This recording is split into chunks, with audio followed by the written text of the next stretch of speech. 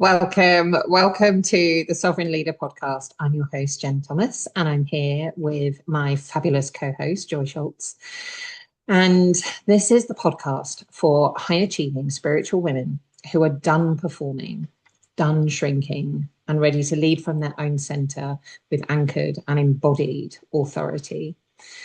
Together, through raw and grounded conversation, we intend to share what it truly means to lead yourself from sovereignty, especially when you've spent years managing everyone else's energy in order to feel safe.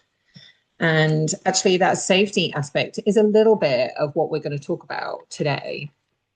So today is all about allowing ourselves or the resistance to allowing ourselves to be held. And my belief, at least, is that, or what I've learned, because this never used to be my belief, but my belief now is that being held, allowing yourself to be held, is an essential part of learning to lead yourself. And at the age of 50, I would say I've only learned that in the last couple of years. So today we're going to take a deep dive into what it means to be held and exploring why particularly strong women find it difficult to receive support or maybe even ask for it. And going to explore as well. I really want us to explore this conversation around whether we're perceiving being supported means being dependent, because I know that is certainly through sovereign leadership. You know, we have and women. I know a lot of our listeners will have freedom in their top 5 values. So I really want us to explore this conversation around what dependence and being held means, and what becomes possible for us when we are trusting in being held, and if that allows you to trust yourself more or less. And then, as usual, we will close with a coaching question. So, Joy, let me ask you to begin with, what does being held mean for you? What does that look like, feel like, show up like? Yeah, being held isn't someone carrying you. It's not like even at the goddess level, and like we're talking priestess, it's not her carrying us. It is being held is having enough of that safety around you, whether that's perceived external or internal, that you don't have to spend all of your own energy holding yourself together. So that emotional holding, that energetic holding, it might be witnessing. It might be just that ability to feel safe enough to be able to unravel without someone stepping in and trying to fix you or tell you, give you advice on how to navigate the situation. It's that moment where I can finally put down my armor for a moment, or that moment when someone else's nervous system reminds me that I am safe. Mm. So being held in my opinion is that safety aspect, and just being able to take off that armor and just be, whether that is crying, snot bubbles, vulnerability, or whether it's just I'm struggling with this. This is a lot to hold, and I'm carrying all of this and it's too much. Can you hold me while I learn to hold this rather than carry it, as we've talked about Mm. before? Mm. Yeah, uh, it was such an alien concept to me for so Yes. long, because for me, I used to attribute being, and this is quite a new thing for me, I used to, yeah, attribute being held um, as giving in, Yeah. as I wouldn't have described it as weakness as such, because I've never perceived myself that way, even in vulnerable, my most vulnerable moments. But it felt like, yeah, giving up, letting go, and um, and yes, undoubtedly, it's to do with trust. But I think what I have recognized in myself, particularly having been single for, so like 25 years now, I have got so used to holding myself.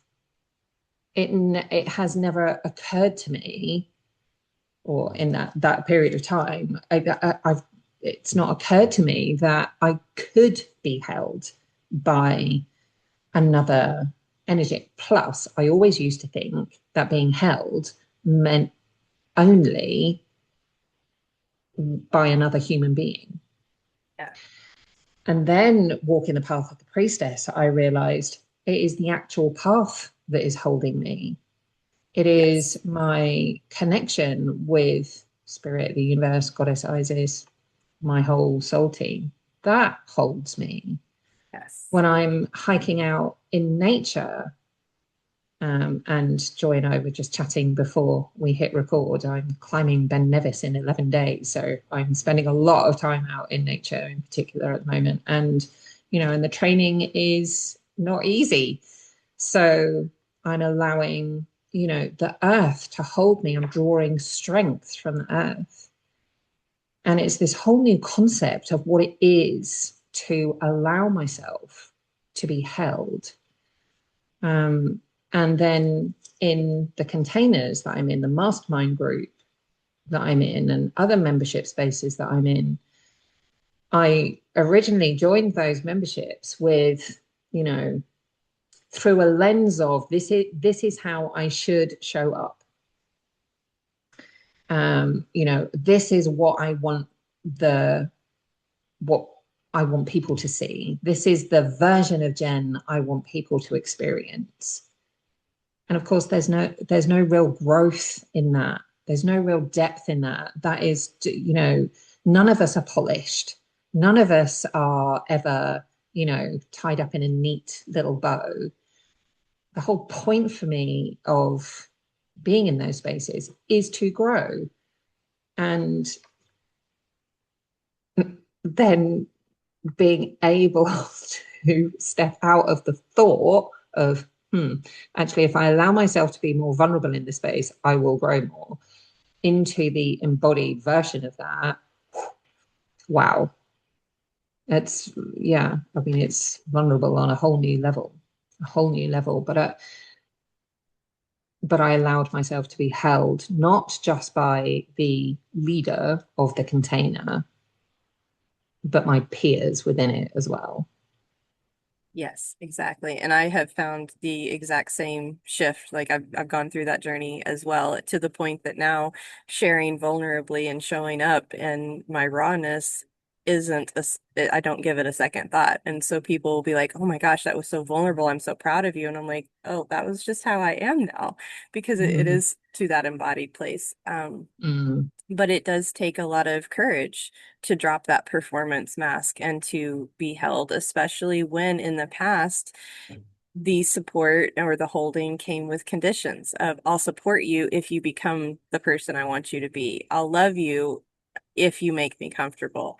I'll guide you if you stop trusting yourself, those kinds of things. And so then when we get into other spaces, we have to learn, sometimes that takes time, that this isn't that same kind of space. And that's what I've experienced learning in working with you over the last several years and then as I have joined other spaces as well, is that I get to be me. And mm. it is this path of the priestess and this internal safety and trust that allows me to then allow the external to hold me, or what I perceive to be external. Yeah, yeah, yeah. And so why, um, why do we think strong women, and I think we would each identify as strong women ourselves. Why, I mean, there are some obvious perspectives here, but why do we find it so hard to receive support? Well, like most things, I think it's multifaceted. The obvious ones, in my opinion, are the fact that strength has been rewarded in our culture, especially as women. The woman who can get up and work her corporate 9 to 5 and go home and be mom and do all the things and fall into bed and wake up and do it the next day and never faltering and always a smile on her face. Those are the kinds of women that, that we're told to be like. And so when you then hold that up as the ideal and your identity is so geared toward that being the version of you that is going to be rewarded, accepted, loved, whatever, then when it's like, oh, wait, I am struggling with this thing, or this thing that I'm holding is actually really heavy, all of our Mm, conditioning says that is weak, or that you are mm, not the strong woman that you say you are, or you should be able to do it alone. mm, And mm, also, I think many women, like, yes, we are born strong, but then our life experiences have taught us that we have to be strong. Like, we don't feel safe unless we're the ones controlling the situations, which mhm, means that we take it all on our own. But mm, then there is also that identity piece of I'm the capable one because that's what's been rewarded all my life. I'm the helper, the I've got this, what do you need kind of energy because that has been rewarded. And so accepting that support can feel threatening because then at that point, who am I from that identity level? If I'm not mm, the one doing all of these things, if I'm the one actually receiving, who am I? mm, mm. Yeah, absolutely. I think there is also this element of trust as well, because some of what you were saying there, I think, has this idea of strength, um, particularly emotional strength, has come from, um, yeah, has come from an ideal that isn't true. And I certainly used to, and I've seen us wear it like a badge of honor. Um, but it's come from external validation, this reward that you're talking about, but there's praise as well, like, oh my God, how do you do it? How do you do it all? How do you hold it all together? And I had it certainly in my corporate life. How do you do it all, Jen? How do you do it all? And I didn't have, kids or anything on top of that. So, and it became like a bit of a fuel. And that kind of, well, the reward, the praise, the recognition and acknowledgement, on a level of being seen and being heard, kind of drove me to continue to hold everything. But then I realized, actually, this is because I don't trust anything or anyone else to hold it, which is what you were talking about around control, right? Yeah. And so we've learned to not just control and hold everything, um, and maintain our safety through control and holding everything, but we've learned to armor up and defend so that when we arrive in a situation, is it any wonder that we don't allow ourselves to drop the shields? We don't allow ourselves to trust because we're arriving through the lens of not only have I got this, but I have to have this. And it is the only way for me to be seen, heard, and approved of. Yes. And so we don't even bother asking for help anymore. Like you said And before, it also, doesn't even occur to us to ask for help. yeah, but I think also if it does occur to us to ask for help, we're already working out the solution. And we've already told ourselves, no, it's not possible. It's not even possible. So we don't reach out to that friend. We don't reach out. I mean, I've even had clients say to me afterwards, some time afterwards, like, oh, I probably should have reached out to you about that. Yeah, like this is what you pay me for, even. And there was still some permission needing. Full confession, I did it with my own business mentor about a year ago. And I showed up to our session and I started it with, I feel like I should show up to these sessions and have my shit together. And I don't. And I was definitely not apologetic, but I was verging on embarrassed. And then as a result, we had the most powerful session, the identity shift and the reconnection, with my purpose and my business and who I am. So, that, oh, this is what it means to be held. Oh. Yes.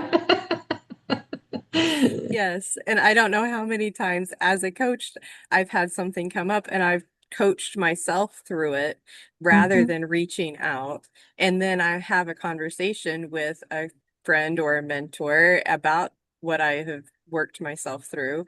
And they'll have one question or one little perspective that just shifts everything. And it takes 10 seconds. And I'm like, why did I not reach out? Mhm. Yeah. Yeah. Or I'll go ask ChatGPT or Mhm. whatever, Yeah. Yeah. as Yeah. opposed to just reaching out. Yeah. Exactly.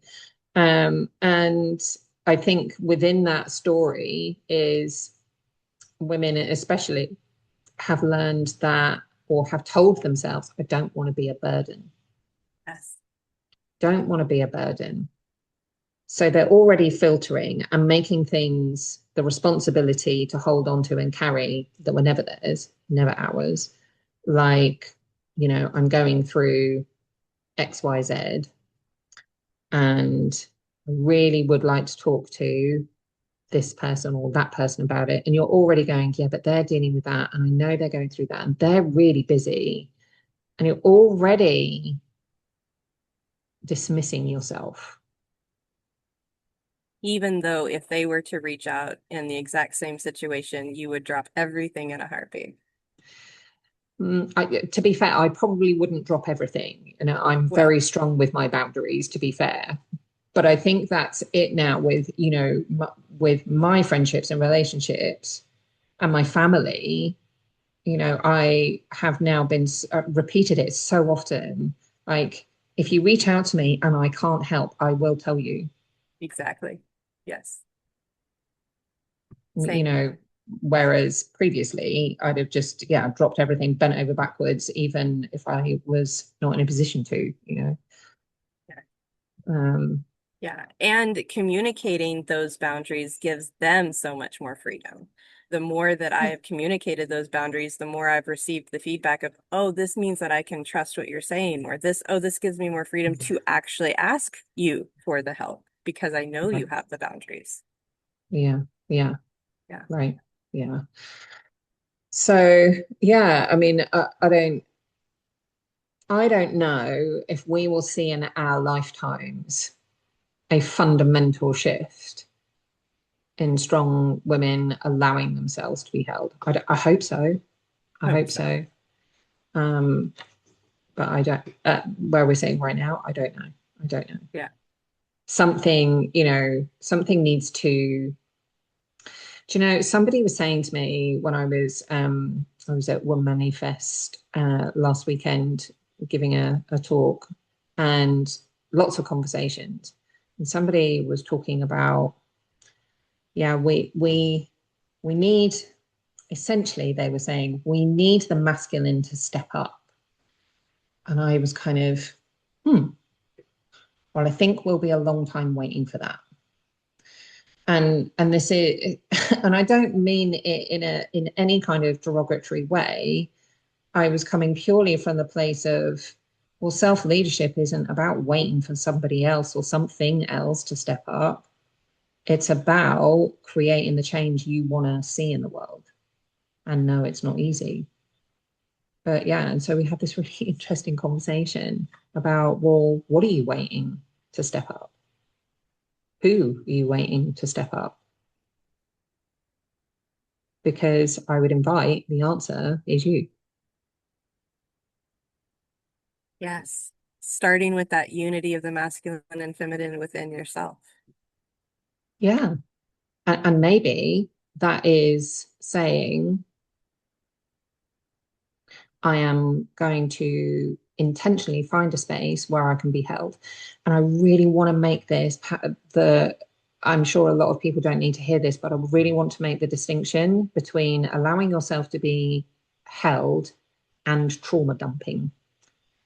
They're two vastly different experiences. And, for me on this path of the priestess journey, trauma dumping is victim and disempowerment, and actually giving away your authority. It doesn't mean to say that you can't express your feelings and the emotions, but it is about taking ownership of them and then exploring them in a way that is healthy for all concerned. And I don't mean like process your shit behind closed doors by yourself. I don't mean that. But there is a difference between allowing yourself to be held and trauma dumping. We don't do Yes. trauma dumping. No. And in my experience, that difference comes with the difference between victimhood and the curiosity and sovereignty. So that trauma dumping is more of that victimhood of, oh, this is happening to me. This is what I'm experiencing. And the stories that go along with that of disempowerment versus this is what I'm experiencing. I have curiosity. What is this teaching me? What can I learn from this? How can I experience this different? What is a different perspective, maybe even, or looking at it with a different lens? And it's approaching it with more of that curiosity and that ownership, as opposed to the victimhood. And in my experience, has been the main difference there. Yeah, and I think that is, along this path, and part of the sovereign leadership is shifting out of receiving and moving into observing. And it's incredibly difficult. Like in the moment, Yes. particularly, highly emotive, intense experiences. Um, So yeah, we need to be careful about being in judgment of ourselves. Like, oh my God, I'm receiving this. I'm in this. I've got to, because I think this again is another aspect of the strong woman going, oh God, like I've got to be this person. I need to. I should be. On all of that. Um, Yes. yeah. So yeah. So I wonder. Here's maybe a natural next question. So have we accidentally made being supported mean being dependent? I think we absolutely have. Totally by accident. Like we didn't set out to do that. Mm. Um, but there is also a collective fear of um, codependence, Yeah. especially as you enter the personal development world. Like that was one of the big things that got me into the personal development world was my extreme codependence. Um, but also coupled with hyper independence in some areas, because of how I was raised.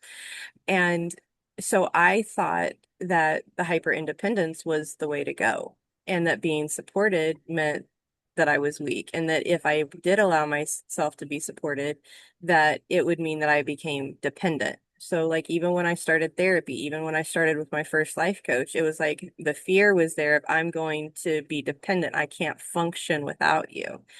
Um, Mm. and I've experienced that with multiple people and mentors of feeling that dependence because of how they lead the space or how they hold the container. Mm. However, now that I have found the path of the priestess and I have discerned different spaces for myself, and I've gone on this journey of going from true codependence to hyper independence to, oh, Mm. there's this middle ground here called interdependence. Mm. Oh, what is this? Who knew? Who knew? That says I can function better because you're here, not Mm. I'm dependent on you. And those are just absolutely worlds apart. Yeah. Us going on a hike, us wanting or needing a hiking stick does not mean that we are dependent, that we can't make this hike without it. It just means it makes it easier, or we can walk a little further because we're supported. It doesn't Mm. mean that we're dependent on it. And I have found this also in my neurodivergent journey of, oh, I'm going to get these earplugs and they make such a difference. And now I can't go anywhere without them. Oh, I'm dependent on them. I'm like, no, I'm just being supported by them. I can still be in the space if I don't have earplugs. It'll just mean I'm in this space a shorter amount of time where my nervous system will get more activated. But if I go into it knowing that whatever, I can handle it. I'm not Mm. dependent on them. They're just helpful to me. They're just supportive. And I Mm. I think there's been that big distinction of there only being the two ends of the spectrum of the codependence and receiving the support, meaning you're dependent on it, and the other end of that hyper independence, and I must have to do everything myself. Yeah. Yeah. And do you know, I still see it in the spiritual community. I still see it so much. And, I especially love your metaphor of the hiking poles, and it being support, not dependency. And yeah, look, I agree that it's a kind of accidental kind of meaning. Um, and what I perceive is that it's been born of division in the world, where we certainly in my business with my membership and with Priestess, I've been all about building this community and togetherness and connection and belonging because which is not easy in the online space anymore. um, because it's so shouty and Very. saturated. But I noticed this when, in my early 20s and into my 30s, just this slow kind of separation, fueled by, the division of, fear. And I think we would probably all agree that there is a loneliness epidemic, and it is not just in the senior generations. It is across the board. Yes. And so, is it any wonder then? Is it any wonder that this hyper independence has grown, and the other extreme of dependency and codependency is parallel along with it? I mean, we do live in a world of duality, I know, but it's this, okay, well, if I come back to the truth of who I am and I come back to my sovereign center and lead from there, and I invite my higher self forward to lead, it becomes so obvious. It becomes so obvious that hyper independence is not the way, is not the way. Um, so, okay, so to round off, what has become possible for you, would you say, since you've been held in Priestess, for example, that helps you trust yourself more? Not to be cheeky, but in every way, like everything becomes possible.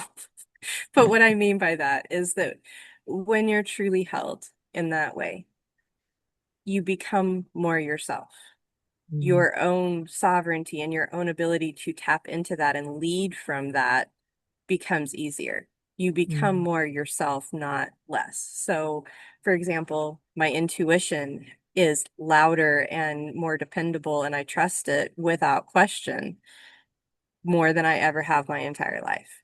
My mm, creativity is expanding on a daily basis. And in fact, I just pulled some cards on my Goddess Isis deck, and she was talking about words and music and being my path forward. And I was like, yes, that's exactly what I've been feeling. mm, And my drumming and my flute playing and my creativity there has just been over the last couple of weeks, just getting more and more. And mm, it's just flowing. My nervous system has softened and continues to soften because I am in these spaces of being held. I'm making less and less decisions from survival and more from that heart-centered, sovereign leadership. And yeah. I don't grip life so tightly because I know I am held, because I know I am enough, because I know I am safe, and I can trust myself so fully. And the thing about being held by another priestess is that the goal is always to reflect back what you're experiencing, what you're feeling, so that you can grow, so that you can be more of you, not less. Yes, exactly. Because Priestess is not about being more like me, not about working the way that I do, or having the same beliefs that I do, or having the same spiritual practice that I do. Far from it. It is the precise opposite of that, in fact. Yes. Priestess for me, on my own personal path, and with all the women that I've been privileged to hold space for to grow, has been about them fully stepping into their own leadership. And that's what it's about. Yes. Beautiful. Okay. So if anyone is listening to this and would like to find out more about Priestess, we are starting very soon, week commencing 27th of July. So you've just got time to reach out to me. It is application only. There are only 10 spaces available, and some have gone already. So yeah, just either email me at jenny@revitalizecoaching.co.uk or click the Priestess tab on my website at revitalizecoaching.co.uk where you can apply. So before we leave you, I want to come to our coaching question, our explorative question to leave you with today from the Sovereign Leader podcast.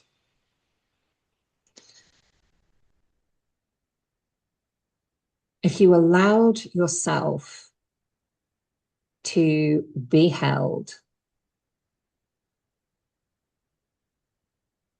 what is the truest version of you that steps forward? And what is the path that she chooses?